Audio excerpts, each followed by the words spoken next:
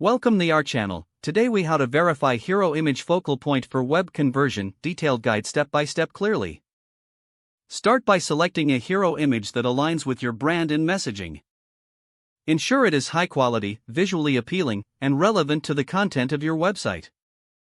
Next, determine the focal point within the image. The focal point is the part of the image you want visitors to notice first. Visualize where you want the viewer's attention to be drawn. Consider the use of the rule of thirds to help position this focal point effectively. Now, use a design tool or website analytics software to gather data on user eye tracking. This data will help you understand where visitors naturally focus when they land on your page. Analyze heat maps to observe how users interact with your hero image. Look for areas where users click or hover most frequently. Conduct A/B testing by creating two versions of your web page with different focal points. Direct half of your traffic to one version and half to the other.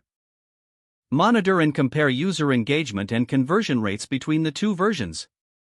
Review the performance metrics to identify which focal point leads to higher conversions. Make adjustments based on the insights gained from your analysis. Optimize the image further by ensuring it loads quickly and is mobile responsive. Lastly, continuously test and refine the focal point as user preferences and design trends evolve. If the page does not load, refresh the browser or try again in a private or incognito window. Make sure you are using the correct email address, then retype it carefully to avoid small typos. If your password is not accepted, use the reset option and create a new strong password you can remember. Check your spam folder for verification or security emails, then complete any requested confirmation steps. Enable two-factor authentication if available to improve account security and reduce unauthorized access risk. After signing in, review your profile details so your contact information and settings are accurate and current. If you see an error message, note it down and try again after restarting your device and internet connection. Log out when you finish, especially on shared devices, to keep your account and payment information secure.